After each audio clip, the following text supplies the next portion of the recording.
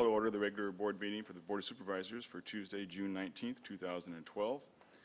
We will start with the invocation by Amarjeet Singh from the Sheikh Center, followed by the Pledge of Allegiance by Supervisor Haas.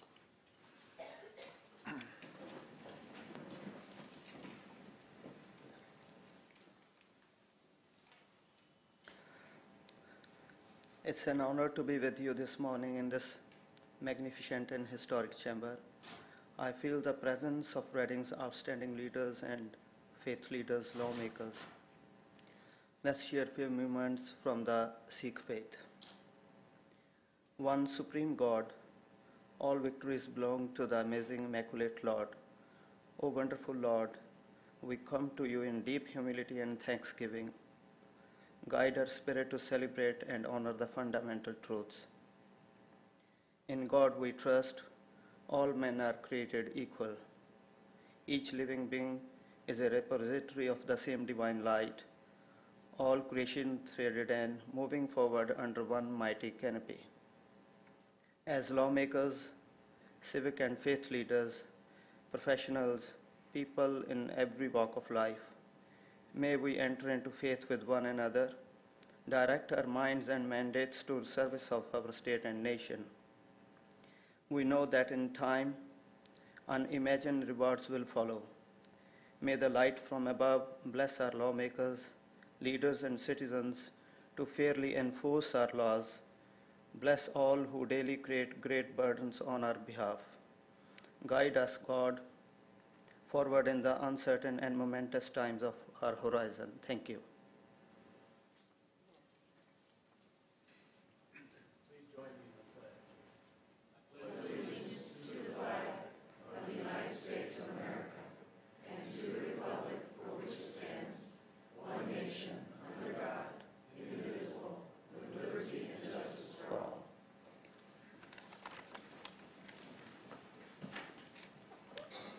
Thank you, Coordinator Singh, and thank you, Supervisor Haas.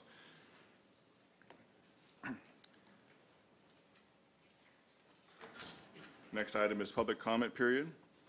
We ask if you come forward to please provide your name. Each speaker is allocated 3 minutes to speak.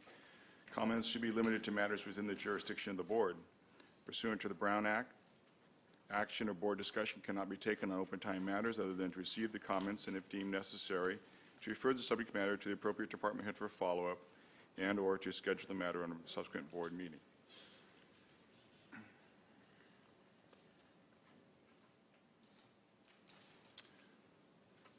We'll start with Mr. Gary Cadd, followed by Valerie Winterberg.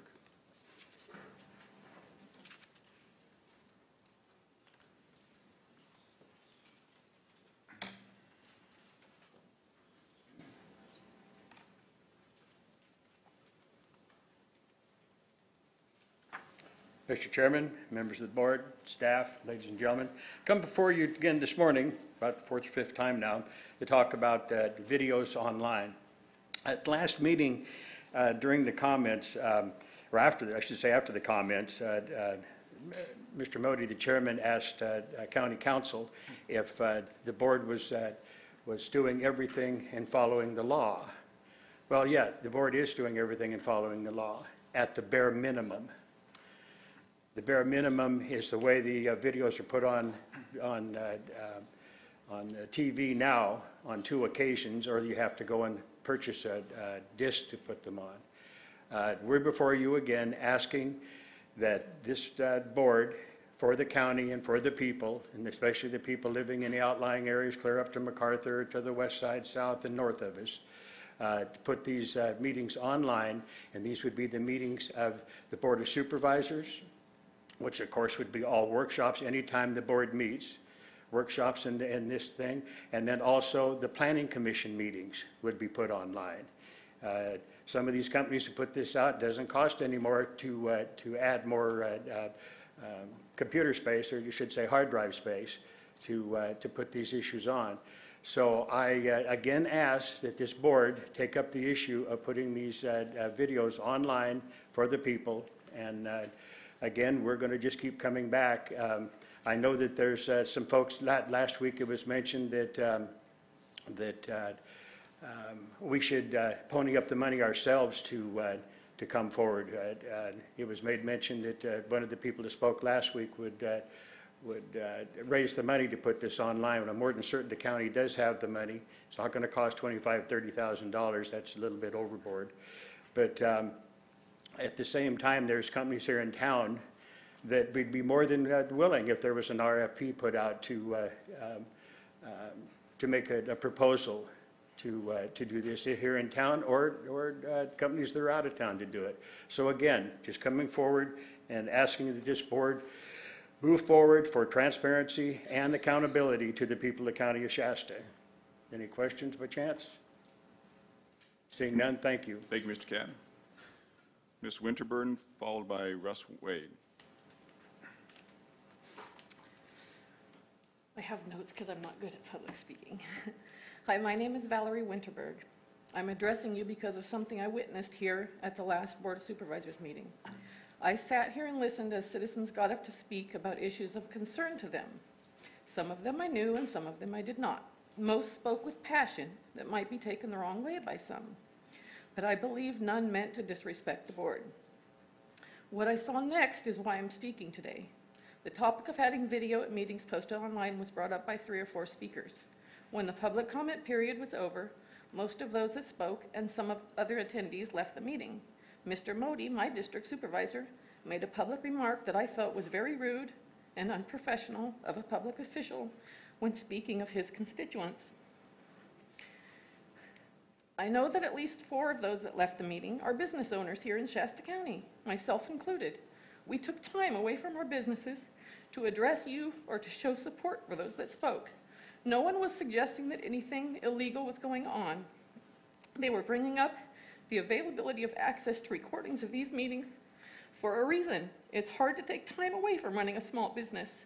Most don't live within Charter Cable's viewing area. It can take days and $20 to get a disc of many of your fellow residents live in an outlying. Residents live a considerable distance from these chambers. We are all concerned citizens and want the best for our community. I know that people don't see things the same way, but I would expect that when the people address the board, that they would get respect, not snide remarks. If none of you took Mr. Modi aside to call him on his remarks that he made to or about your constituents, we're in more trouble as a county than many people think.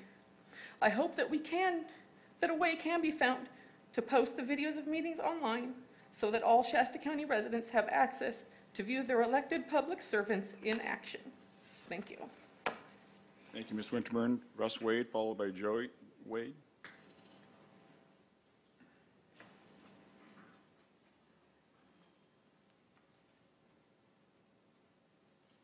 Russ Wade, good morning. Thank you. I don't know if you're aware of this, but this past year, we're just looking at temperature gauges here. The United States was hotter than it's ever been. 7,700 temperature gauges throughout this country set a record. What are we doing? We are the leading producer of greenhouse gases that create heat. What does this heat do? It affects water supplies. It melts glaciers, it melts snows. We're the only country, industrialized country on the planet that hasn't signed on with greenhouse accords, trying to reduce them. We've got Wheelabrator, who is now, they're going to produce 330,000 tons of carbon dioxide in their cogen plant. Shasta County Planning Commission just approved it. You are the group that oversees this type of arrangement. I think a cogen plant using waste is a great idea, but that carbon can be sequestered, and that's what should be done. I had an engineer that was going to come in, had a wonderful plan. He didn't have enough notice to describe his plan for sequestering that carbon. How much space does a ton of carbon dioxide take? I mean, it's got to be huge. 300,000 tons into this valley. We're ignoring our own water supplies by continuously pumping that up. Now, I don't know how they do this, but our carbon dioxide levels are at 391 parts per million. That is the highest it's been in 800,000 years. Now, I don't know who was back there 800,000 years ago checking this out, but I'm sure they can do it geologically. And so I'm just telling you, we have cycles created by the sun, but to ignore the fact and stay in denial that we are creating a huge water supply problem for ourselves and for many nations around the world with shrinking glaciers, you should not let this move forward without planning to do something about that carbon dioxide. Thank you for your time. Thank you, Mr. Wade. Joy Wade, followed by Patrick Moriarty. No, there's a button there, it lowers the button? Okay. No, she'll help you. I just want to, Oh. Oh, wow.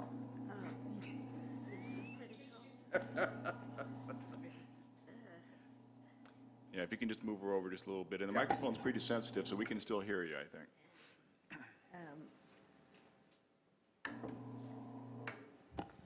yes, I want to urge you not to worry so much about the local economy, because health is the true path to prosperity and peace. And it's time for the planet, and especially the valley in California, to not pollute the air any further that's already illegal, and to promote what's right for the human body. Thank you, Ms. Wade. Thank you. Patrick Moriarty, followed by Lynn Erickson.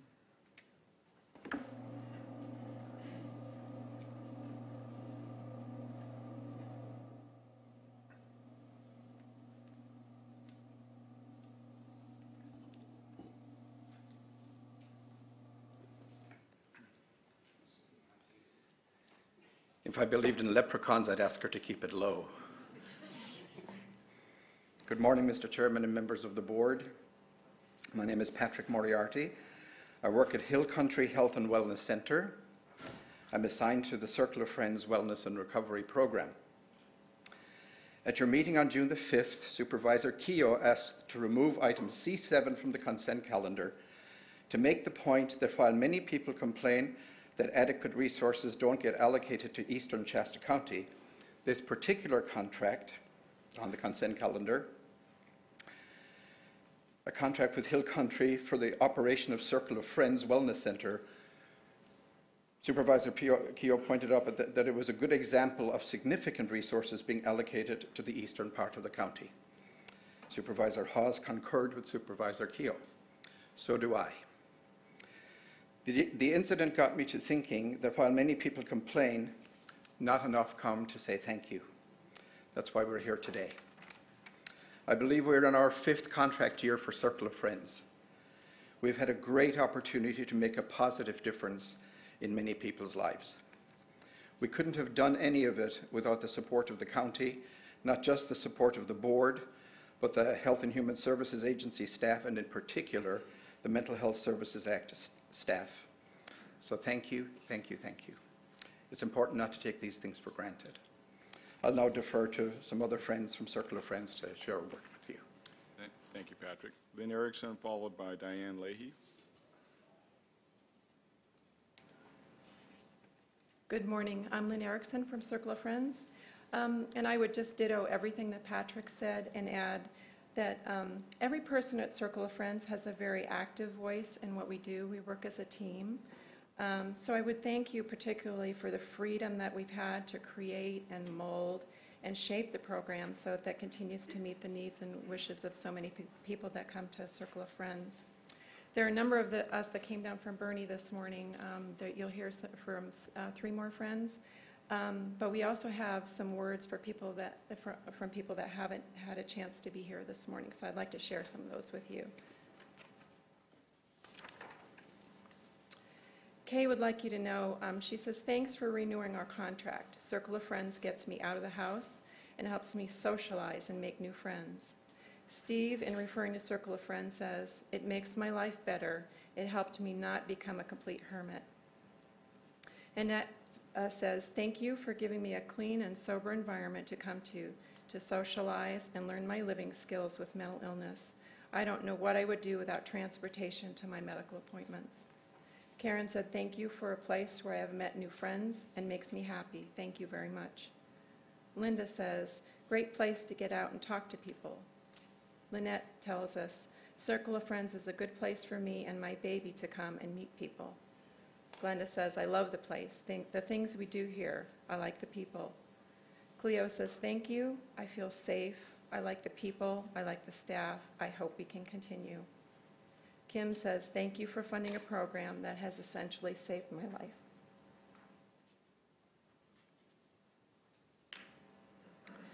And lastly, Patricia says, to the Board of Supervisors, I want to give thanks to all supervisors for monies that Circle of Friends Health and Wellness Center, that circle plenty of opportunities to help participants like myself to learn and grow in our lives with mental health issues and resources at this time. Thank you all for your guidance and encouragement and great support.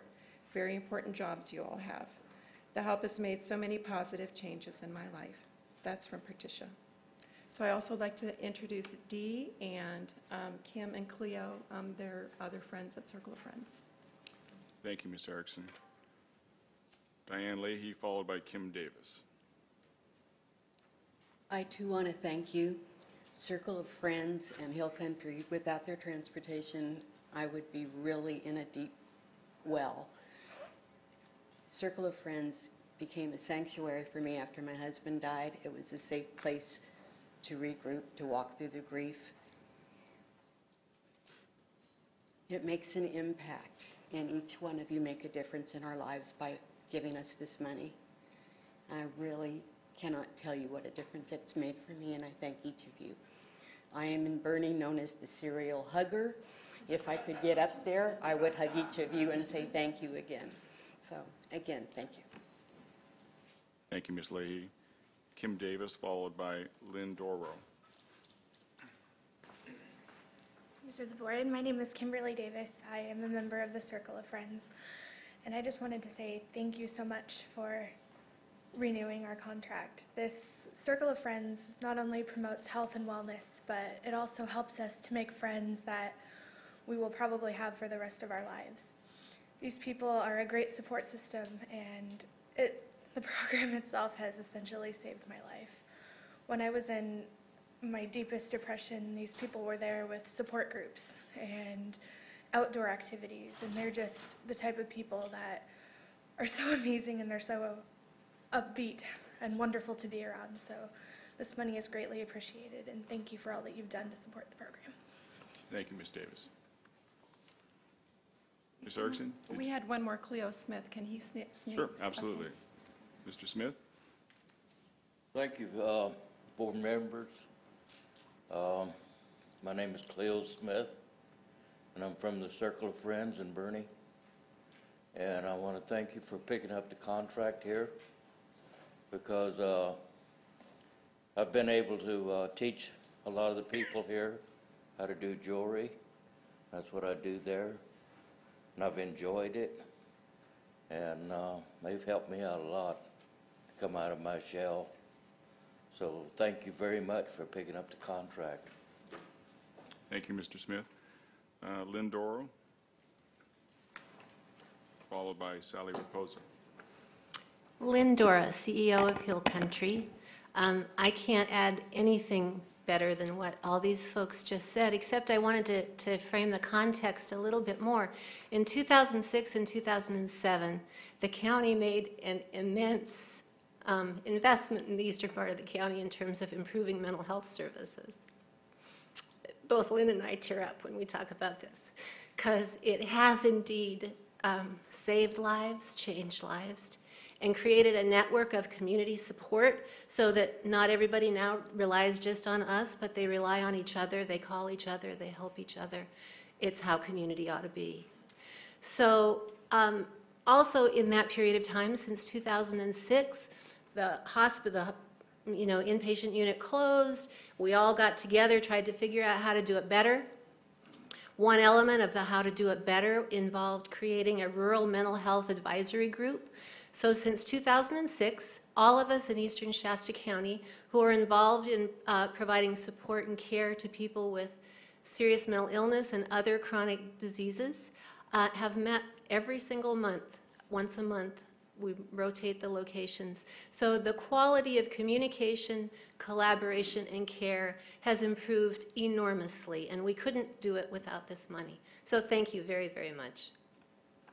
Thank you, Ms. Doro. And thank you to all those who drove down from Eastern Shasta County. I understand there was some road construction along the way, so thank you for taking the time to come down here. Sally Raposa, followed by Dolores Lucero. Yes, good morning. Last week when I was here addressing the board about putting the meetings on the Access channel so that people could be able to watch them, Mr. Modi, you suggested that I could look into possibly finding out some information on that. So I did. I did some research on the subject. You mentioned a price tag of $30,000 possibly to get the channel online 24/7. I talked to some local entrepreneurs here in Reading, and they said that the tapes could be taken from what are recorded already and agendized. That means putting, if the agenda item is at a certain time point, they could key right onto that. That way, if a person is looking for a certain item on the agenda, they could index it right there, and then they could put those YouTubes on YouTube. The film on YouTube for people to be able to access online at a minimal cost, an hourly wage. So I'm thinking maybe we could look into that, doing it locally with a local person who needs the money and keep our money local. And also on a different subject, I would like to invite all of you to come to our sheriff's event next Saturday, this coming Saturday, at the Tehama County Fairgrounds in Red Bluff. We're doing a sheriff's panel, and our own Tom Bosenko is going to be one of the featured speakers there. There will be 10 sheriffs from 10 different counties around the North State. And what this is all about is addressing issues that our sheriffs are facing and how the people in their constituencies and counties can help them keep them safe and what to look for. So I think it's going to be a very good event. This is the third one we've had here in Northern California, and it's free. So if you don't mind, I'd just like to give you an invitation to come.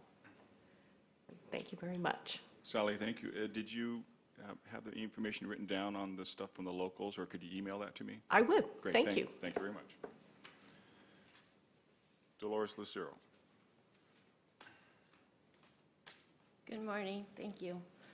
I had a couple concerns regarding the election. They actually just took place for the Board of Supervisors. My concern is that I'm sure you're aware of Mr. Steve Allen, is the union negotiation. He represents them, and there is a law prohibits for someone like him to run for a Board of Supervisor position. It's a prohibit. Prohibit means no ifs or buts. It's a prohibit law for him to run. He should never have run because actually those votes actually could have gone to somebody else. So I just want to remind you there is laws it requires for everybody to follow. Thank you. Thank you, Ms. Lucero. That's all the requests I have for open time.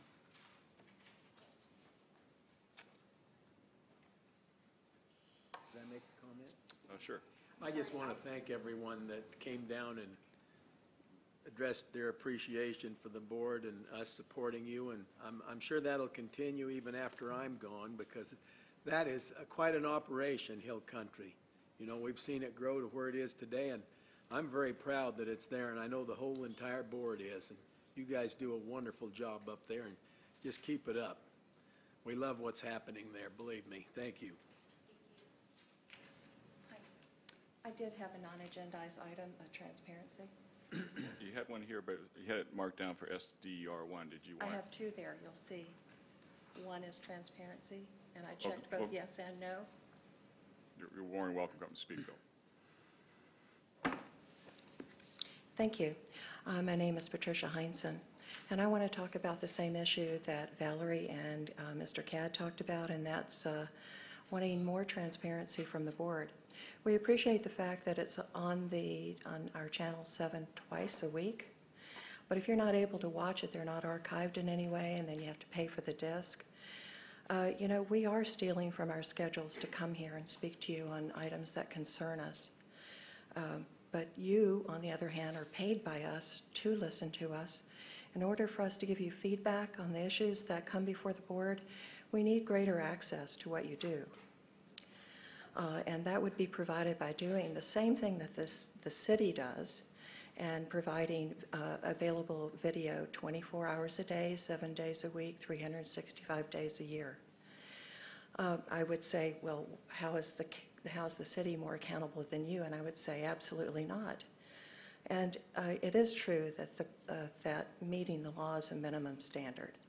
So the very fact that you work for us and you represent us, and we're telling you we need this to provide more input, you would think that you would want the greatest input because you do represent us. How are you going to know what we think?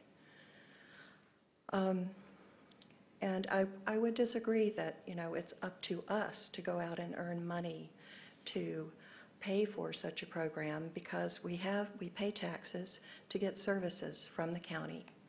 And it would seem like such a small amount given your budget. I mean, somewhere in the neighborhood of $10,000, $15,000 is my understanding.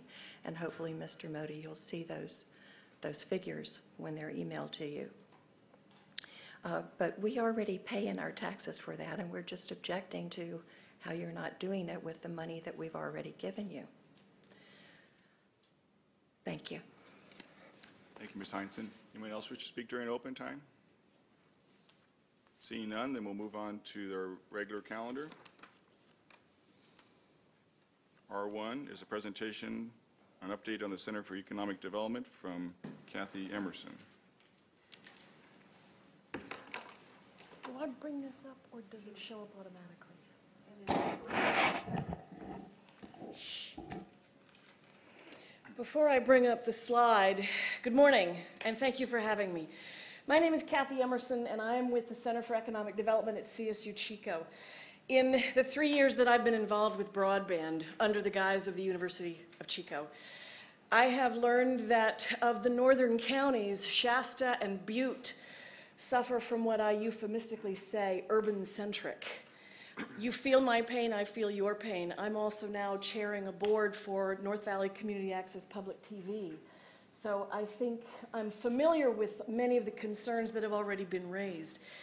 Having said that, I'm not here to ask for money. I'm not here to thank you for money. I am here to advise you, inform you, and let you know what I'm in the process of doing. I've been branding myself a one-woman firestorm because the two projects which I co-manage encompass 11 counties, from Sonoma to Modoc County. You are the last County Board of Supervisors to which I will be presenting this half of this calendar year, and I ask that I be back to present November, December time to give you greater information about our progress. My group was awarded 2 planning grants specifically to identify the broadband gaps that exist in the Northern California. The map that I'm about to show you is a conceptual schematic where we've identified existing infrastructure, the names of the companies that own those infrastructures, as well as the gaps that exist and what we propose to do to connect the gaps. The idea being we need to build in redundancy and diversity if everyone is to have access to the internet. Video online streaming 67% of most of the online video traffic is for downloading videos. It has been a 300% increase just in the last 4 years, which tells me that what people have normally been watching on TV is transitioning to video via online streaming services. The problem that we experience here in the northern counties, 27% of the California landmass and only 1.6 million people. When you compare 1.6 million people to the total California population of 37 million, what's that, a drop in the bucket? Say that to the people who live up here. So what we're in the process of doing is identifying the gaps in the infrastructure, and we will be submitting a gargantuan application to the state for infrastructure deployment funds. You all, as supervisors, have been given a packet. I can just minimize that, right?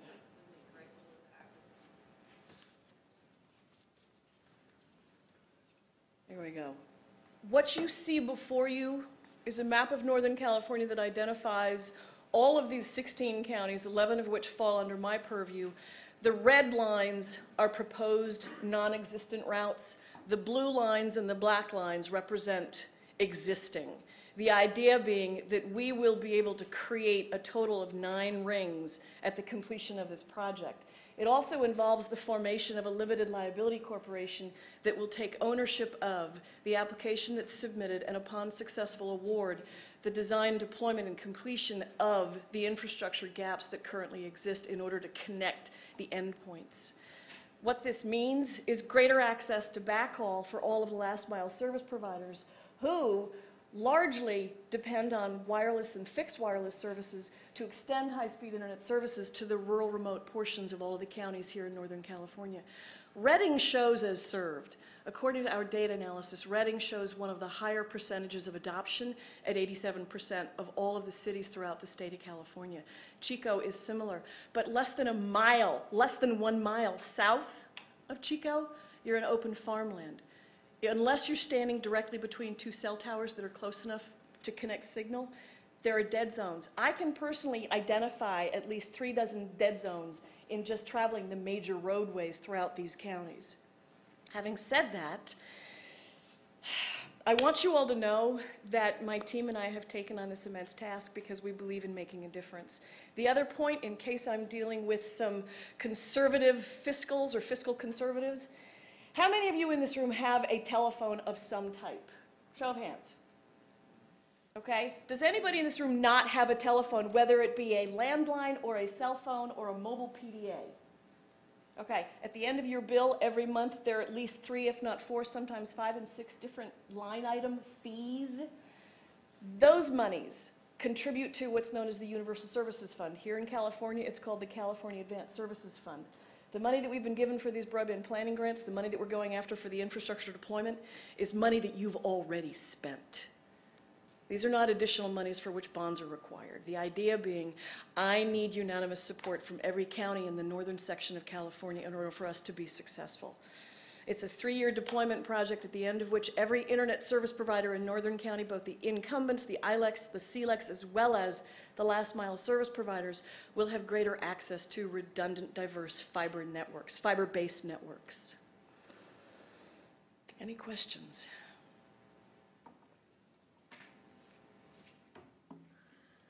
Apparently not. Big job. Really? No questions? How much time was that? Thank you. Kathy? 4 minutes. The last item is to... We do. Sorry. I wasn't sure if you were going to continue with your presentation. You have more to present? I was going to... On a separate item. Okay. I just wanted to let you know we received a similar presentation at the Regional Council meeting in Sunny Wright Sacramento. McPeak. Sunny was there, yes. And at that meeting, I just wanted to note on the counties that you're covering, Lassen, Plumas, Glenn, and Sutter heard that presentation, and I think you don't have them with support resolutions yet, but I think they sounded very interested. I wanted to pass that on to you while you were here. That was the next item that I was going to pass on to you all, the Get Connected Resolution, which is actually a project for which California Emerging Technology Fund has been spearheading the last 2.5 years. Sutter County is no longer in my purview for these particular projects, and Lassen County I present to next Tuesday, and they're the last of the 11. I think I misspoke earlier. I said you all were the last. All I know is that, all I want to know is, why do county supervisors insist on meeting on Tuesdays? Thank you for your time, and if you all hear my name, if you hear the concept of broadband, equate the two, and if there are any questions, if I can be of further assistance, please do not hesitate to contact me. And you can thank Mr. Larry Leeds over here. You may not remember, but 2.5 years ago I interviewed you and all the other county administrators. It was a very interesting christening by fire, shall I say. Yes, sir. Wait, Kathy, if you have some contact information you'd like to tell the audience, or so they would know, you just mentioned they could get a hold of you, how would that be? The easiest way to do it, my contact information is on the back page of the packet that you all have. It's the part of the 3-page executive summary. The best way to reach me is cedcal.com, CEDCAL.com, stands for Center for Economic Development, California.com. And if you go to the staff menu, my name and my bio will pop up with my contact information. The idea being that, at the risk of taking on a floodgate of public comments for which I don't have the staff time to respond personally, I want you all to know that a bunch of us are actually trying to make a difference that can benefit everyone. Supervisor Hawes? Yeah, excuse me. I know we wouldn't have internet service at our place without tying to a tower, so it is very, very important. But there are some dead spots around the city of Reading here, believe it or not. You don't Agreed. Say anything. Huh? Agreed. It's called the Swiss cheese theory. Yeah, I mean, every once in a while you'll lose a call, but for the most part it's pretty good. But you're right, in the outlying areas, there's a lot of dead areas, so. Thank you all. Thank you. Very much. Thank you, Ms. Emerson. And thank you to my next presenters for borrowing their laptop. Thank you. We'll now move on to R2, presentation from Chief Probation Officer Wesley Foreman regarding AB 109. Just a second, Chairman Modi. Let me make sure this comes up.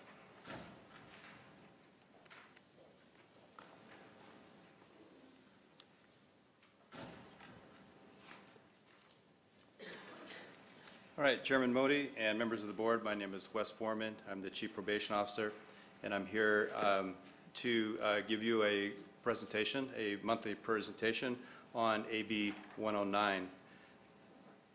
My presentation will look a little bit different than it has in the past two. This time I'm primarily focusing on offender impacts. I have purposely left out the slide that had to do with the updates on the Community Correction Center site, but I'll give that information at the end of the presentation. And also Sheriff Tom Basenko wants to join afterwards, and he has a couple of slides of his own. This first slide is a representation of the offenders that are coming to us. They're referred to as post-release community supervision offenders, and they're the offenders that have served their sentence in prison and are coming to the probation department, our county, for supervision. The bottom or lower set of bars, they're slightly red if you can see the color, is an indication of their projections that the state has given to us on how many we can expect. And the purple bars, the higher bars, are the actuals that we have received. Now you'll quickly notice that the actuals are much higher than the projections. Primarily that's a result of the numbers that of parolees that were serving time on a revocation hearing in prison prior to the start of realignment, October 1, and then were released after November 1, 11. And at that time, the state was allowed to reevaluate them, and then if they were part of the non population, then they would be transferred to the county for supervision. That number wasn't included in the original projections, but you know, so it's reflected here. And what you'll notice is that as that highest bar, the purple bar, gets further out, it gets closer to the projections. This next slide is intended to represent those offenses now listed as non that are actually sentenced out of our local Superior Court and would be referred to as either local prison commitments or mandatory supervision. Again, the red bar are the projections, and in this slide, you'll notice that the projections are much higher than the actuals.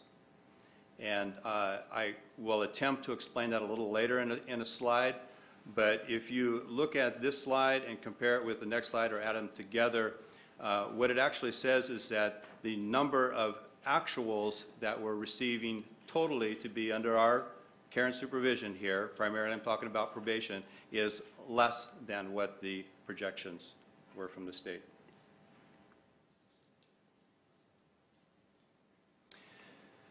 This slide is to make an attempt at defining recidivism as per probation. And in my circles, as I represent probation, I'm often asked, what is your recidivism measure? And for many years, I was embarrassed to say, we don't have one. So in the past year, the chief probation officers has spent some time trying to define that for ourselves. And that's the definition at the top. It is a subsequent criminal conviction while under our supervision. And why we chose that is because all the offenders that come to us under supervision, they're coming to us because of a conviction. If they're not convicted of a new crime, then they don't come to us. And so we feel that our measure is based upon if we can affect a change in that individual that results in them not being convicted of new crimes, then that's a measure of our success. Now, one attempt in the past couple of presentations that I've made is to share what that recidivism measure is for our offenders under our supervision, the realignment offenders. And that second bullet indicates that from October to the end of May, 10 individuals, realignment individuals, have been convicted of a new criminal charge. And that 10 out of the 254 that are under our supervision, total under our supervision, equates to 4%. Now, if you look at a number, you don't know exactly what it says. You can look at that and say 4, it's not very much. You can look at that. Some people will look at it and say it's very high. In this situation, I look at it and say, well, that's not very high. But without some kind of comparison, you don't know whether it's actually a good figure or not. So one way I try to make a comparison is to compare this recidivism number with our felony probation number, so regular individuals under our supervision. And that number of recidivism is 24%, which you'll see in the bold in the next bullet. And the way we measure that is at the end of each fiscal year, and in this particular one, it's the fiscal year 10-11, we identify all those individuals that have terminated from probation. And from that population, then we evaluate how many of them have actually committed a subsequent crime while under our supervision. And that number is represented here, 367 of a total of 1,526, and that equals the 24%. Now in comparison, you can say that, well, the 4% recidivism rate for our realignment population is much lower, but it doesn't always tell the complete story. And so I just wanted to put this up there as an explanation, and I'll talk about it a little bit later in one of the slides. There's one other measure that I actually that I put in here as another comparison. The SB 678 slide is a subset of the felony probation population, and in 2009, the state incentivized our efforts, saying that if probation can do a job of reducing the amount of crimes that people under our supervision commit, and therefore reducing the numbers that get sent to prison because of those new crimes, then we will share the results with you, the actual dollar amount for reducing the prison population. And so our baseline was based upon 3 years, 2006, 7, and 8. The baseline recidivism for those committing a crime while under our supervision that resulted in a commitment to prison was 15%. In the calendar year 2010, we were able to reduce that to 13%, and in the calendar year 2011, we were able to reduce that to 8%. So again, those are just numbers to provide some comparisons. This slide, labeled jail booking impacts, can also be labeled in reference to arrest data too. I wasn't able to come up with complete arrest data, but this is a pretty good picture of our AB 109, or our realignment population. And what it is based upon the two populations, which are the post-release community supervision, which is the lower bars, they're red in color, versus the parole population under supervision of parole, which are the purple bars. And what you see in this slide is a very large difference with the impacts of who is being booked into the county jail. Probation, as I've mentioned before, has 254 individuals that they're supervising by the end of May. On an average daily count, I asked parole what their supervision number is, and their number is 628. If you compare those figures, that in terms of the number of being supervised, parole is supervising 2.5 times more offenders than the probation department. This graph represents that the number of bookings into the county jail is 7.5 times more. Okay, so it's not just 2.5 times. And so you can look at this and you can say one assumption you can make is that the larger impact of those, perhaps if bookings are a result of committing new crimes, arrests for technical violations, is a result of the offenders that are under the supervision of parole. Now, another quick glance of this might say that, well, you would expect that because the higher level offenders were to stay with parole, the lower level of this group was to stay with probation. So that's maybe one way to explain that. But it's still very glaring that the impact on the jail and perhaps in our community is primarily with those that are still under supervision of parole. This slide represents some impacts that I was able to come up with that might indicate what impacts are on the court. This first bullet is the number of revocations that probation has in their database of the individuals that they filed revocation hearings on. And so of the 254 individuals under our supervision, currently we have filed 72 revocation hearings, and that is 28%. Now here I'm not providing any comparisons, so whether that's a large number or a small number, can't quite be determined from this. Another impact is the number of fails to appear. So FTA refers to fails to appear of individuals that are actually ordered to go to the court who are not showing up in court, and therefore the judges are having to issue failure to appear warrants. Now that number from October through the end of April presented to us from the court is 439. Now I want to suggest that that's a high number. I'm not providing any comparison here, but I'm going to suggest that it is a high number. And if you take a look at that number and how many individuals perhaps you think that are being arrested that are showing up in court that are receiving a failure to appear and therefore not being convicted, if you remember and you go back to the slide about those sentenced out of the court that are placed either in custody and/or custody and supervision with the probation department, is those actuals are much lower than the projections. This could provide one of those explanations. This slide is, there's been some conversation about how difficult it is to hire individuals, and this slide was merely an attempt to establish some chain of events in terms of a hiring process. Probation department only I'm talking about here. We are in the process of our second recruitment, so we've had 2 recruitments to hire deputy probation officers. The first one resulted in 154 being applied, and for various reasons we've only been able to hire 3. There are lots of reasons. Much of that has to do with the background process. There are a lot of people looking for employment right now. Many of them actually are not quite as experienced as we'd expect. And then also there's several that fit in the category of not being quite mature enough, ready, making poor judgments, actually have some recent low-level criminal and sometimes drug, we can call that criminal as well, activity that would preclude them from continuing on. So the result is that we hired 3.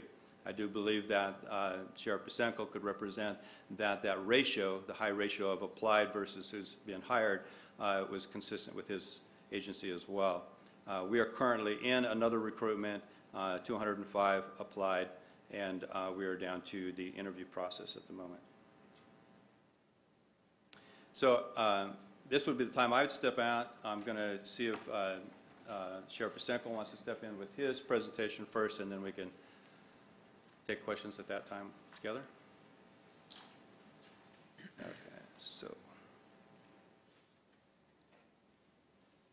You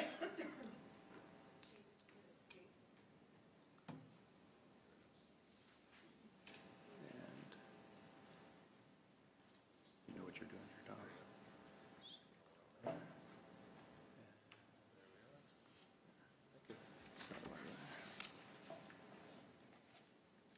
Thank you, Chief Foreman. Tom Pasenko, Sheriff, members of the board. For the AB 109 opening of the 3rd floor of the jail, we are working as quickly as possible to get that open. It is important to you, it's important to me, and it's important to the community. The floor will hold approximately 128 people. That will be basically a flash in the pan, because I predict that as soon as we get it open, in less than a month it'll be full. Prior to 109, it was full and had been since 1993. But we have to do this with the 109 monies that we have to make some accommodation there for offender accountability. With the hiring process, we had approximately 150 applicants for correctional officer. We screened the ideal candidate and had about 80 people that we tested. We have 9 correctional officers in background. There's 5 additional COs that have been given job offers, and 3 of those have been hired, but we've had 5 correctional officers separate from employment in the last few months for a variety of reasons, and we need 5 to open. So we're still working towards that. With the service officers, we have 4 that are in background with 3 additional COs that have been given job offers, and we need 2 to get it open, and they're working through that. But we've also had 3 service officers separate from employment as well. And then the projected opening date is open-ended, but we're working to get it open as soon as practical. The washout rates that we see for our recruitment and backgrounding is similar to other agencies, both here locally, as Chief Foreman explained, and in comparison with other law enforcement agencies, primarily in the Central Valley, that the sheriff's offices have seen hiring both correctional staff and sworn staff, so it's not uncommon in that washout rate. We have a compliance team that consists of a partnership with Reading Police Department, probation officers, and the sheriff's office, and since June they've gone out and had 78 actual contacts, and 12 of those were in May, and they've done nearly 90 searches, 17 of those in May. They've had 9 arrests, 1 of which was in May. The May operations, there was 32 people contacted living at the addresses, but they weren't AB 109 clients, and of those, the people that were arrested, 2 of those were arrested for drug-related offenses, and we do find some people that no longer live at the address that they give to probation, and we try and run those people down and have contact with them if we can get some leads. The work release program, as you know, as a result of budget constraints, was downsized in 2009 down to about 150 people. With our Community Corrections Partnership Plan, we want to expand it to about 200. We're at 190 now, and it's being run out of the jail. Eventually, we plan to reinstitute it and have it down off of Breslauer Lane where it was once before. Most of the work release inmates are on what we call a report card system, in which their told to report to a location such as the Northern California Veterans Cemetery and then conduct the work. The cemetery staff also picks them up sometimes for us, and then they report that if the inmate has shown up at the location or not. We have a large variety of nonprofits and governmental agencies where these inmates do report. Due to the lack of offender accountability with the lack of jail bed space, there is about a 50% failure to appear rate at the work release programs. Under the penal code section, we've had a total of 8 put on alternative custody programs such as home electronic monitoring or house arrest, and that does help free up jail bed space. But then we've also had about 6 that have been returned to custody, likely for failing to complete or failing to comply with the terms of being on alternative custody programs.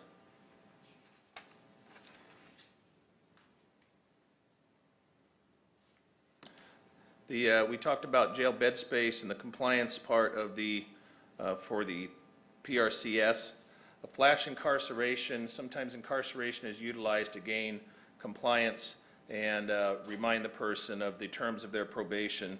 And since November, we've had 19 returned for flash incarcerations. That's an incarceration up to 10 days. Another 31 that have been booked, some 27, nearly 30 of them with new charges. And then there's been a result of some serving time for revocations of 5. And over the year, there's 22 people serving time in county jail that are sentences up to 6 years. And remember, those are all people who would have normally gone to prison. Our jail and none of the jails in California are designed for long-term inmate commitments. And they do continue to exacerbate the problem of much-needed jail bed space. Mr. Foreman spoke about the paroles, and those people that are on active parole, still under state supervision, they, if they violate the terms of their parole, they can be booked on a parole hold, or a 3056, as we refer to it in the trade.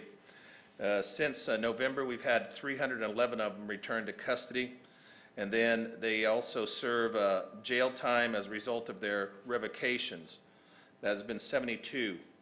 And remember also, prior to 109, if a person was placed on a parole hold or they were revocated on their parole and have to serve time, they would be returned to prison, and as a result, they would go almost immediately to High Desert State Prison where they'd serve time, but now under 109, they become the charge of the county and take up bed space there.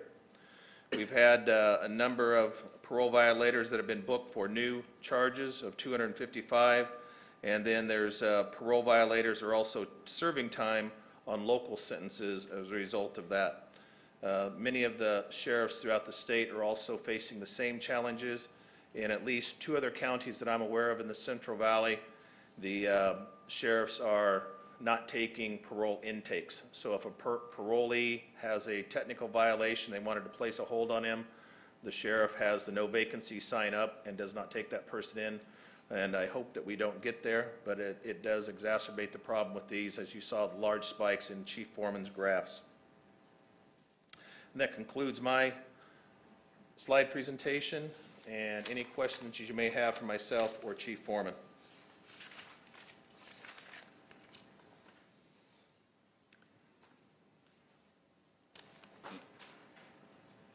Anyone on the board have questions?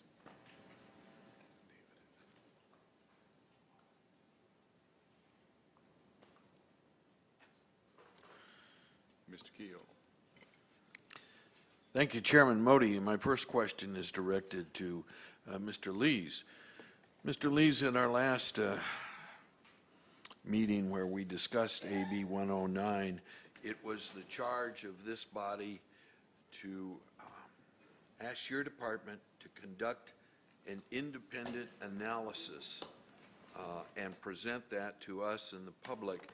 How are we progressing on that analysis? We've begun the analysis. We've actually are doing it in components because it's a big thing to get your arms around. So we're doing it in components, and we're taking it on. We've started with different parts of it. For instance, the assessment center and things like that. We're looking at the barriers of moving forward on that. We're looking at the jail and the barriers of having that open. An example of what we've done, I've not waited to report back to the board, but what we've done is yesterday, for an example, we met with Sheriff Basenko and the chief foreman, as well as with personnel and the analysts to determine ways to speed up the hiring process and if there's any roadblocks or anything there. So when we find something, we go ahead and tackle it. And then, but I will be coming back and talking about all those things. Thank you, Mr. Lees. The last time we considered this matter, I used the expression oppressive lethargy associated with AB 109 implementation in Shasta County, and I have heard nothing and seen nothing that dissuades me in that view. When I look at the financial data that is provided us in item C1, indicates that our budget revenue for 11-12 was $3,299,000. Expenditures are $1,207,000, with a projected carryover of $2,332,000. So we've had, in a way, this is sort of unusual. We have the fiscal resources. We're just not moving ahead. Right. I find that disappointing. Supervisor Hawes. Well, I just wondered on the reporting facility when that was going to get going. You kind of went around that, and I know it's not easy to get this thing cited. It's not just, I don't believe it's just you guys. I think there's a lot of people out there that it's one of those kind of not in my backyard things. We don't want it. So where are we getting with that situation? So last time I reported that there were 3 sites real close to the courthouse and our operation that we were looking at. We are focusing heavily on a site now at 1405 through 1423 Court Street, right across the street here. That site seems to be the one that's most appropriate for us right now, and so we have asked for IT to come in and do their evaluation of their suitability for our operation, and we've also asked facilities to provide us a report on what it would take to bring that up to compliance for our county needs as well. Facility has provided us with that report, just came in yesterday, and so the next step is then to work with the landlord to find out what kind of fixes that the landlord is willing to provide for us, and then to determine whether or not it's feasible for us to pursue it for. Well, you're getting much closer then. Well, hopefully, if this goes forward, if it doesn't and it fails, then I'm back to ground zero again, moving out. So. That's all I had. Any other questions? Mr. Kehoe? Thank you, Chairman Modi.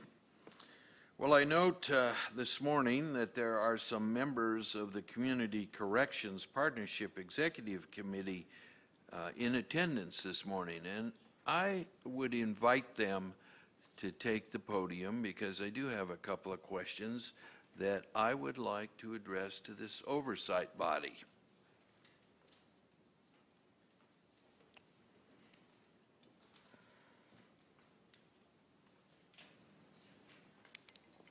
Good morning, members of the board. I'm Melissa Fowler-Bradley, the Court Executive Officer.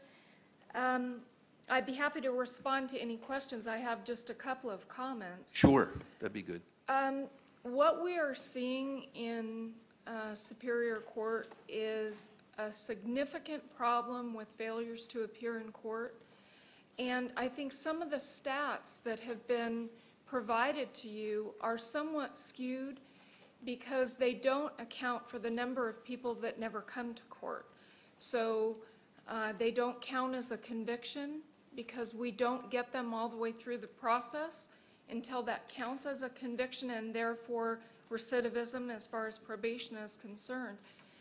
Just to give you an example of the kinds of numbers that we're dealing with, and I'm prohibited from talking about specific cases, but I'll just give you some numbers so that you can understand the problem that we're wrestling with right now. Yesterday morning, in one of our main felony departments, which there are two, but in one of them, there were a total of 29 out-of-custody arraignments on calendar. Of those 29 cases, 12 appeared. 17 did not, resulting in warrants issued for those people. Now what we're seeing is we issue the warrants for those people, they are subsequently arrested, and when they are booked into the jail, if they're booked into the jail, they're given a date to appear in court, so they're released on their own recognizance, the warrant is cleared, the next court date comes up, they don't appear at that court date, and the process starts all over again.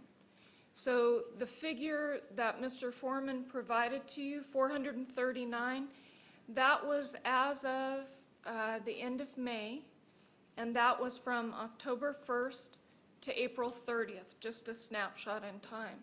I also provided another figure, felony warrants that were issued prior to October 1st. Those are still outstanding, and at the point they're brought before the court, the majority of those cases will be realignment cases, and there were about 750 of them. So I think some of the problems that we're seeing in our community, obviously I'm not going to tell you that we have it under control, because I don't think we do. I think we have a significant problem here, and it all goes to a lack of jail space. You know, there's been a significant effort expended to try to get additional jail space opened up, but the problem is that without that, and until we're actually able to achieve that, there is no credibility to this process whatsoever, I'm sorry to say.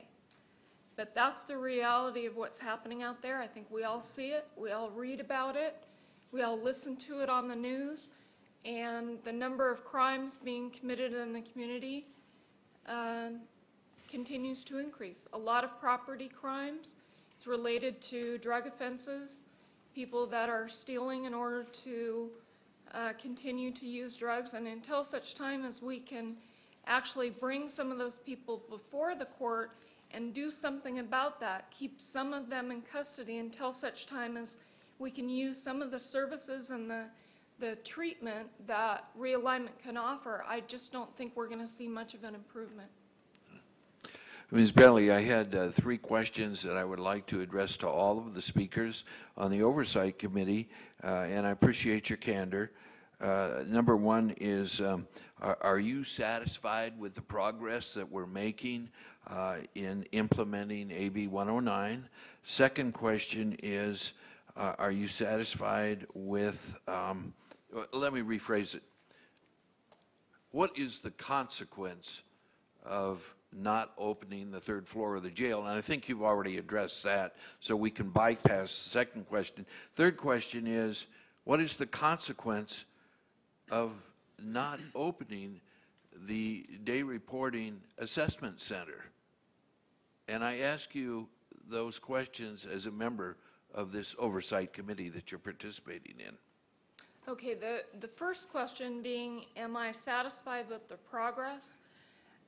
No, I'm not satisfied with the progress, and I think most of the members of the executive committee, I'm the presiding judge's designee, I think most of us would probably say that we're not satisfied with the progress. We had hoped that all of this would come together much quicker than it has.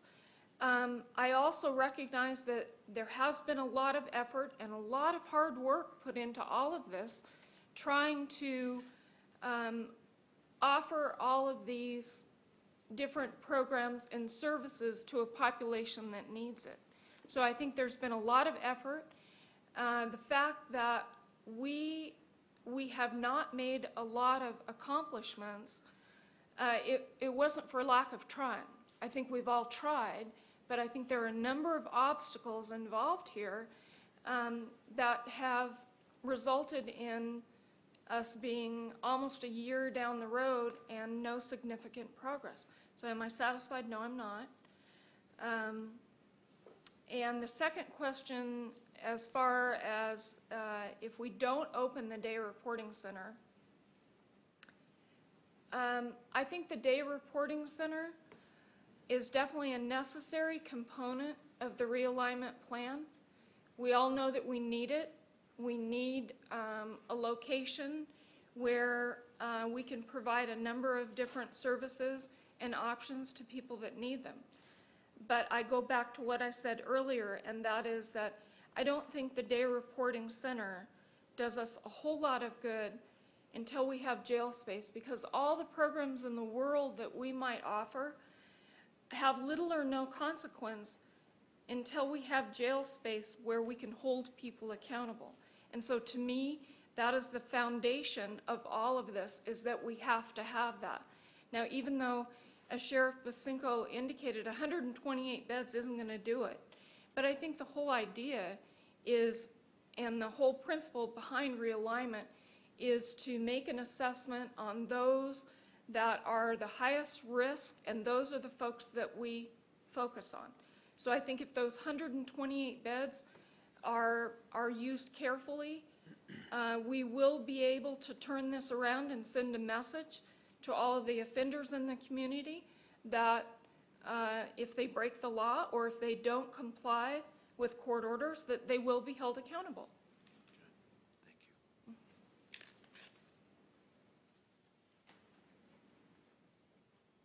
Good morning.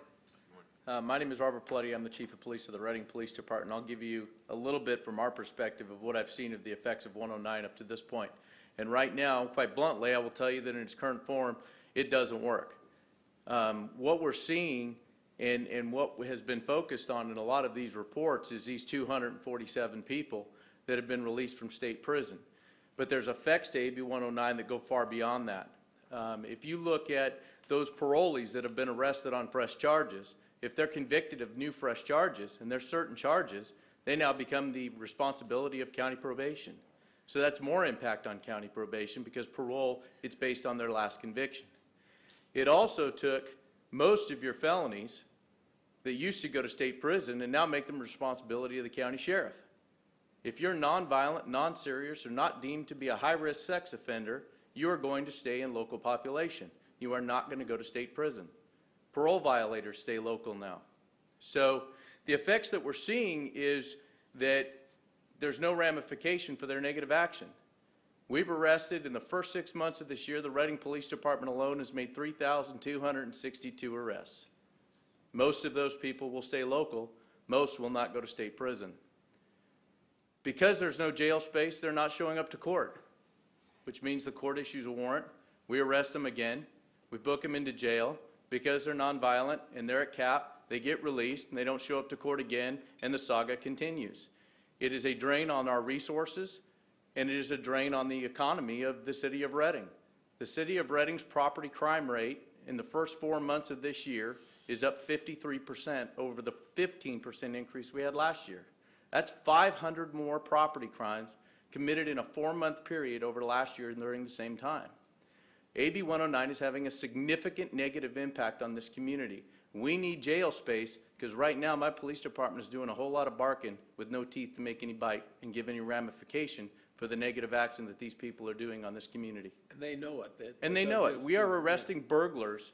We arrested a burglary ring the other day of 28 people. And these people are coming in, sitting down with my investigators and saying, can we just cut this, get me to jail so I can get cited out? I have things to do this afternoon. They know it. The message is out. There is no ramification. All of the rehabilitative efforts that we're putting in place with AB 109 are good programs. But you got to get convicted to get sentenced to the program. And then if you don't comply with the program, there's got to be some teeth there to be able to lock you up to get you to comply. Because in my belief, a person doesn't rehabilitate until they've made that choice to. And sometimes they need a little help making that decision. And right now, we don't have that ability. Thank you for your candor, Sheriff. Strike that, Chief. Any questions? Well, yeah, I do have one Yes, sir. question. How do you feel about the city participating in helping fund jail space? Because that's the biggest key that we have. That's too, a question you for know. Kurt Starman that I'm not going to address at this time. Well, it'll probably trickle back to him. We I need, think that's an the important bottom line is we need more jail space. I don't see that as 128 beds. I see that as 128 criminals that are not victimizing my community.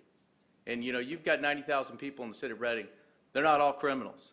You have a small core group of people that victimize this community over and over and over again, and we need to be able to lock up at least the core group of those to reduce that property crime rate.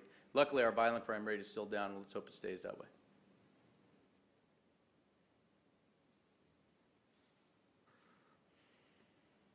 Marta McKenzie, Health and Human Services Director, and let's see, where to start.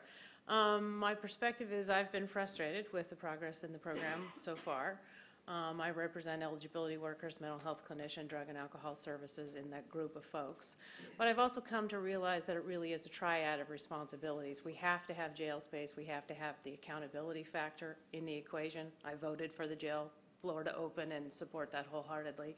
And recently I've been saying things like maybe we should be buying beds somewhere else, or maybe we should be opening the annex if we can get that open or something, because clearly without the accountability we're having difficulty making folks accountable for what they're doing. We also have the supervision component, and we have the programs and services and the rehabilitative services, which are the things I really believe in. And some of it appears to be slow development of programs and services from my point of view. Next week you will sign or hopefully approve 2 contracts from the Health and Human Services Agency that add resources to the contracts to get drug and alcohol treatment services available. So they're coming in the form of contracts from our agency to help support this effort. Getting programs and services up and running is tough, and I don't think we have as many community providers as some other communities do. And the development of that, though, hasn't progressed. So we have some providers in the community, I think, who'd be most willing to take on some additional responsibilities, but no development of those programs thus far. And one of my suggestions from the beginning was to hire really a manager or a staff dedicated to nothing but developing programs and services for this population.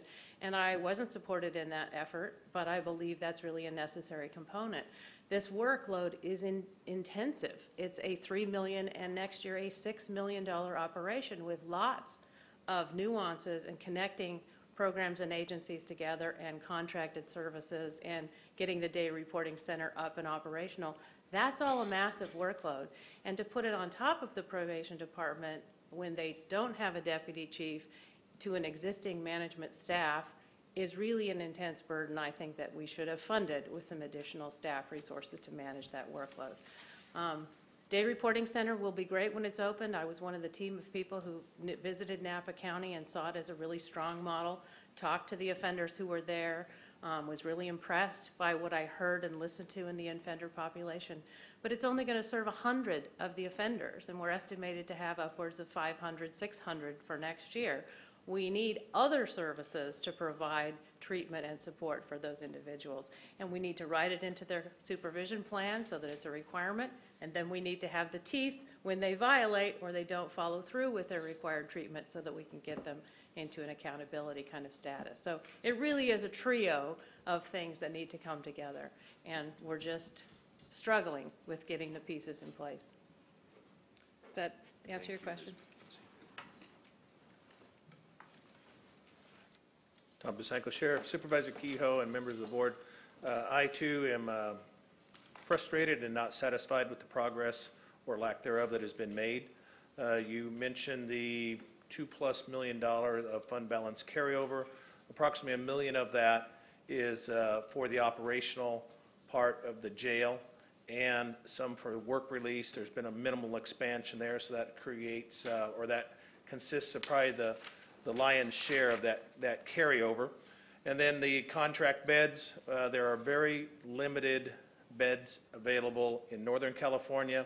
A recent piece of legislation passed that will allow sheriffs to contract beds in non-contiguous counties throughout the state. But then again, it is still about nearly 40 counties in the state of California are at some type of capacity release program, either self-imposed, imposed by a federal order, or imposed by a local order or sanction. And so that's a lot of those. We are examining what beds are available here in Northern California to have accountability for those most egregious offenders, and my staff is working towards that. The part for, as Ms. McKenzie pointed out, for the services and programs, those are all very important. But again, we still have to have beds for those available that fail to comply. And I do believe that 109 was hastily put together and forced upon the counties. And then by the time that it was upon us, you have to get geared up for it and address it with people, the staff, whether it be probation, assessment centers, or those people that are providing services and programs. And it takes a while to hire those good people. And we are seeing that maybe we get 1 or 2 hires out of about 100 applicants. And that seems to be the norm also in speaking with other colleagues of mine throughout the state. But as Ms. Fowler-Bradley indicated, a lot of hard work has gone into at least the development of the original plan, and for the members of the executive committee and the advisory committee, and we are committed to seeing this through to be successful as it can be. Questions? Supervisor Ball. Thank you, Chair Modi. Sheriff, thank you, and thanks to the rest who were very candid in your presentation. As a board member, it's difficult to hear that we are receiving a failing grade in terms of our progress. I think that there isn't a single person in this room working on this that wants anything other than to progress and to see that as a finished project and done well. Sheriff, since you're up there, you've been reticent to say in the last couple presentations when we think the jail is going to open, and I understand the presentation that you've made and the difficulty with staff coming and going as you've hired, but it seems like we need to have a date. What do you say? What's it going to take to get us at least this next step, Sheriff? I continue to be reticent in predicting that date. I don't have a crystal ball, and it seems like I did say that if we could get the jail open last October, looking at maybe early spring, March. Well, that has come and go, and I was hoping for summer, and that is upon us today, first day of summer. And we've seemed to take one step back and one step forward and 2 steps back. And it's part of what I call Murphy's Law. You sometimes you try and expect the unexpected, but he shows up, and then you maybe get some people that leave the organization, people that fail to complete probation as they're not able to respond to training, or they get washed out in the hiring process. Again, it's not unique to Shasta County, and trust me, we are doing everything that we can in the sheriff's office to get people hired and trained to get that open. It's very important to me, and I meet with my staff, my undersheriff daily, and we're working with our background investigators. We saw in the late 80s, early 90s, just before, the early 80s when the jail first opened, there was a large amount of hiring. Some of it was done hastily, and we paid the price 3 to 5 years later that we saw in performance and personnel issues. And I'd rather hire tough and manage a little bit easy than to reduce standards and then have a lot of management headaches and concerns when it relates to personnel matters and operations of the jail. And Sheriff, I thank you for your candor on that, and you use the words trust me in your thoughts, and I want to say I do trust you. You are a trusted sheriff in this community, and we look to you for direction, and we trust that you're going to do everything that you can to make sure that we move forward as rapidly as possible. And to that yes, end, thank you for your comments as well. And I'd like to give some acknowledgments to Chief Paletti. And we were discussing the concerns for getting people hired and the use of backgrounds investigators within the sheriff's office. And he volunteered and said, hey, I'll help out. If you can use some of my background investigators, let me know, and we can send some of our packets over there. So I want to publicly thank him for those efforts. We're looking at those. We're still catching up on a few backgrounds, seeing how job offers work. But he's definitely part of the team, and I enjoy working with him very much. Very well.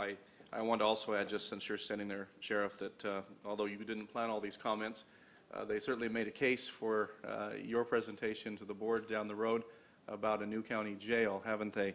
And I appreciate Supervisor Hawes for tackling the obvious issue of finances. We know that a very high percentage, I believe 50% of all the folks that are in your jail come within the city limits of the city of Reading. And as those tax revenue sharing discussions progress, I think that has to be a high item on the priority. I would hope that simply because, and I'm going to make this as a public statement, the last time we engaged in those tax sharing conversations, the minute the Churn Creek Auto Mall was voted down, partners withdrew from those discussions. I would hope, since the public has voted down the shopping center, that it doesn't mean that folks are going to withdraw from discussions again. I just want to toss it out there as a challenge. I have a couple questions for Mr. Lees. Mr. Lees, is there anything that the board can do or that staff can do or is doing that is getting in the way that is impeding progress on this? Do we have any policies or any board direction or any of our standards in terms of our finances that are preventing any portion of this from moving forward? And also the second part of that question is, when do you anticipate bringing the report that Mr. Kehoe brought up earlier and that we asked for at the last presentation?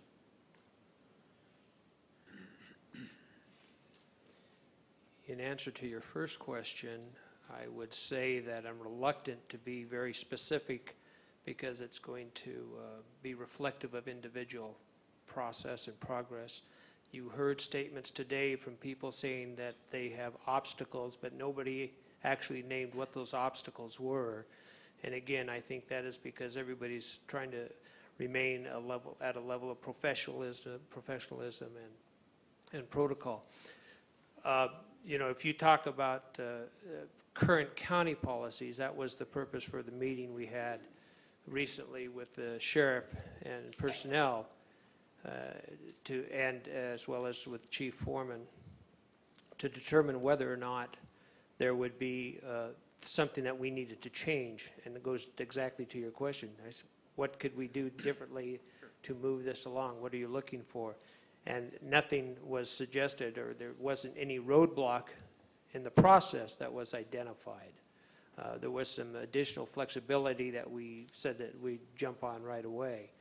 But there was nothing specifically in the process as far as personnel or rules or things like that that they said they would change at this time, just allow a little more flexibility to move forward. So that's the answer to your first question. The answer to your second question is when you could receive that report. It will be after County Council has an opportunity, as well as personnel, to deem it a public document, because it's going to, it may indicate some failures. Thank you. Supervisor Hawes. Well, this is a question for the sheriff. I know when people are interviewing for these jobs, I think part of the process is, you know, investigating into their background as far as credit goes. And I know most people that are after a job need to make money in order to start paying. You know, if they're behind on, and a lot of people are behind in these days, why does that flunk them out of the process? And I think that takes a high percentage of them out that we're dealing with. We generally see it doesn't necessarily flunk them out of the process. It is a large red flag, and the large amount of debt. We recently saw an applicant in his 20s, and he had an excess of $20,000 of credit card debt that goes to judgment, maturity, decision making, all in the process. And then with also large debt, you can see perhaps a weakness, a fissure for corruption or bad ethical decisions that could open a person and make them vulnerable there. We have seen people that, of course, are upside down in their houses and or have had repossessions or foreclosures. We take those in consideration, but we also see a higher percentage of people that are having recent drug use in their backgrounds. We take that very seriously. Some include hard drug use. And again, it's nothing unique to the applicant pool that many other agencies here locally and throughout the state are also seeing.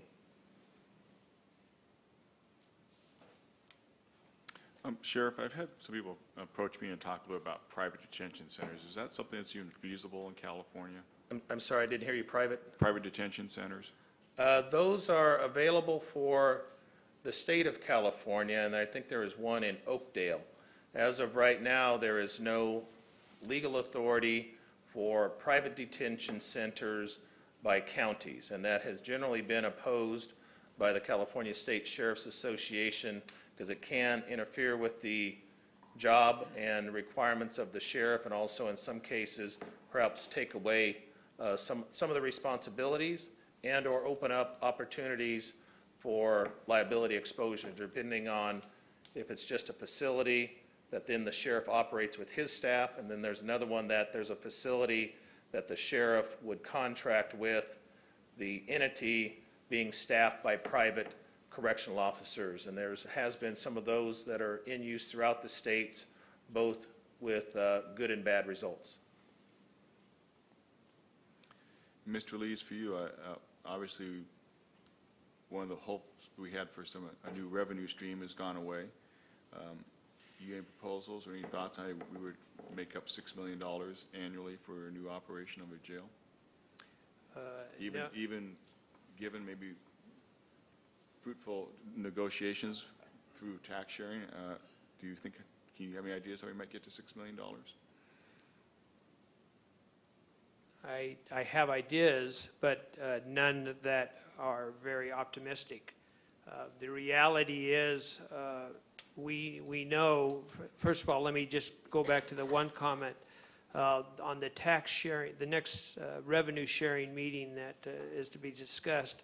The ball is in the county's court on that. I met with the city managers and forwarded the information that we would be meeting shortly on that.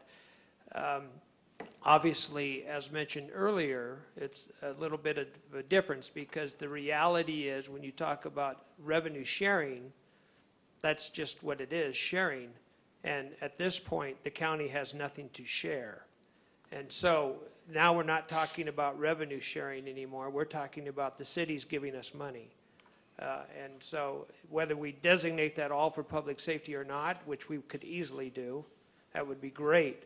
But it does change the dynamics of the discussion, I believe, and I think we're naive to think it doesn't. And so again, it's difficult to say that we're in a sharing mode because unless you're talking about us sharing jail bed space for their money, that would be the only sharing that I see the county would be in a position to do. Don't lose sight that when the state balances their budget and it comes down to the final $1 billion that they have to cut, or $2 billion that they have to cut, that will be balanced on the backs of counties. And they're talking about taking discretionary dollars. And I'll give you one example. Late Thursday night, as the Democrats, and I'm not saying it's good or bad, it's just what it is, as the Democrats were putting forth their budget to the governor, because if it wasn't in by Friday, they wouldn't get paid. As they put that in, they put some more language in there that talked about redevelopment pass-through dollars, agreements that have been in place for decades. It may seem like just a non-issue, and it was a simple language. What that means to Shasta County is taking $2.7 million from public safety, $2.7 million annually from public safety. And so when you see these things at the state level, we can't be naive to think that we're not going to be hit again. We know that there's a $16 billion deficit. We know the Democrats just supplied a $9 billion or $8 billion fix, and then they're counting on the other $8 or $9 billion to be made up on all of us voting for a sales tax increase in November. And again, I'm not saying you should or you shouldn't. I'm just saying that's what the balance, that's what the budget is based on. So when you take those things into consideration and then ask me where can I come up with $6 million, I can't. I cannot do it. Thank you, Mr. Lees. Mr. Hawes? A little on the positive note, I heard from the the Enel proposal on another wind farm, and that could be in our future, which would help quite a lot. So we don't know. I mean, it's got to go through the whole process, but at least there are, believe it or not, people looking at Shasta County. That's hard to believe after the recent election we had. I do want to come back, and I use the redevelopment pass-through monies as an example. It's about $500 million statewide, so it's not just Shasta County that's being hit with that. It's 2.7 discretionary dollars to us. Again, I want you to know we're not sitting back in our hands and saying, well, they did it to us again, and we'll just watch and see what happens. I called actually our state senator and assemblyman Thursday, and Assemblyman Nielsen did call me back and say that they're on this, they're working on it, they're going to do what they can, but recognize they're in the minority vote as it relates to whether this gets passed or not. But I share that with you, say we're not just letting it go, we are fighting it. We had a statewide conference call with CSAC on Friday, and they're fighting it also. We believe the governor's administration is not supportive at this time, but what they're doing is they do not want to make additional cuts to CalWorks and some of the entitlement programs that are out there. And so the Democrats are trying to find the money somewhere else so they don't have to make the cuts to CalWorks and things like that. And that's the chess game that's going on right now. Sheriff? I'd like to also acknowledge, thank Mr. Lees, because he's a very optimistic person. He met with us recently, as he described, with the chief foreman and myself in trying to identify any obstacles we may having and flexibility. And that's very good. And also with Ms. Richardson from personnel to see if we can speed that process up. In regards to the $6 million question, we have the Sheriff's Office, we have put together some ideas. I am not ready to present them to the board yet, but before the next step gets decided upon for an additional jail complex, I'll be meeting with Mr. Lees, presenting those and seeing if they can help you come to a decision to move forward with an additional jail, and that we are working well together as a team to try and solve these things. We always get, Mr. Lees gets surprises from Sacramento. We had one last week where the California Department of Corrections and Rehabilitation sprung upon all the state sheriffs that they have decided, and it has been over the last few months, and we were not part of the discussion, that they will be consolidating reception centers, and that's where inmates are received from the county sheriffs and processed into state prison. The nearest one for Shasta County is High Desert State Prison in Susanville, and now they propose to close that and have us in Northern California go to Tracy. That will add a minimum of 8 hours round trip travel time plus the additional processing time. Sheriffs in the Bay Area, such as in Marin, Alameda, and Contra Costa counties, process into San Quentin, and now they'll be forced to go to Tracy as well. With the additional load being placed on Tracy, it's referred to as DVI, you'll have longer wait times, of course, because there will be more inmates coming into those, and we may end up with either increased overtime costs or having to put up our staff overnight due to the amount of time that they would be spent on the road for fatigue factors. And every sheriff that attended the meeting, the last meeting of the state sheriffs, there was about 30 of us, we were a bit animated, incensed, if you will, that the state had not engaged us in conversations. They now are starting to engage us in conversation, but it's almost the horse is out of the barn, and it's difficult to, you don't want to close the barn door after it's out.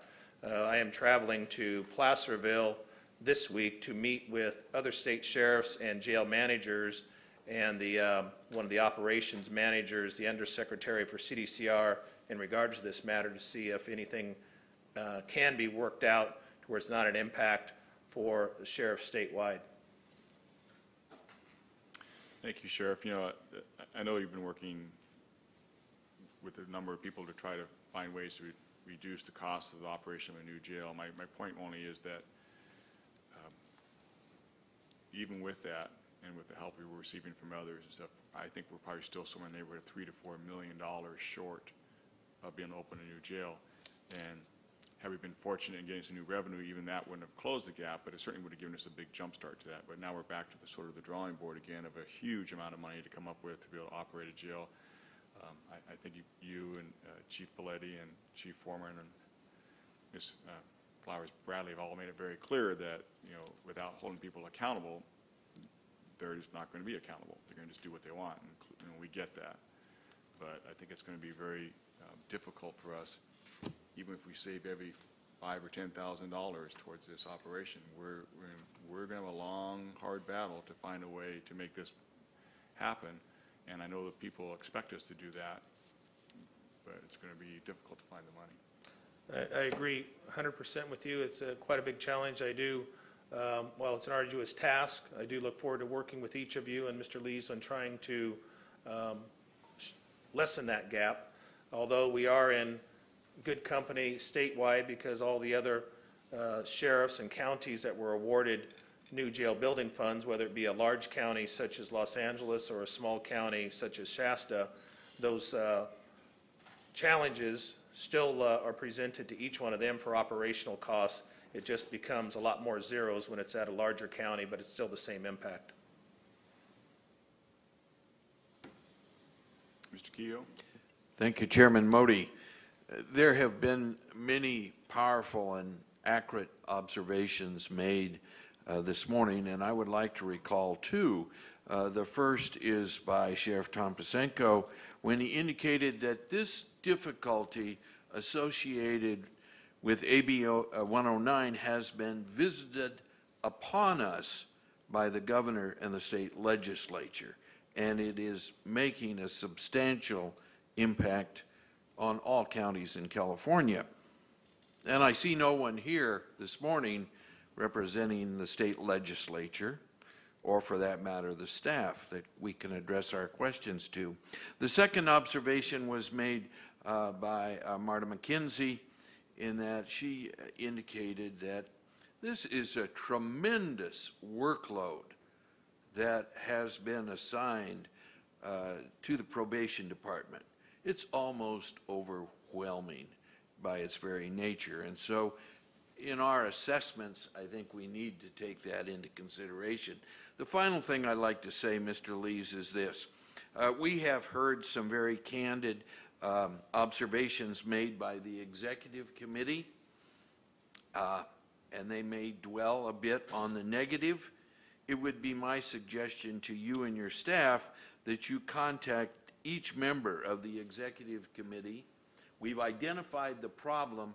Now let us identify the solutions and move forward as a county, all going in the same direction.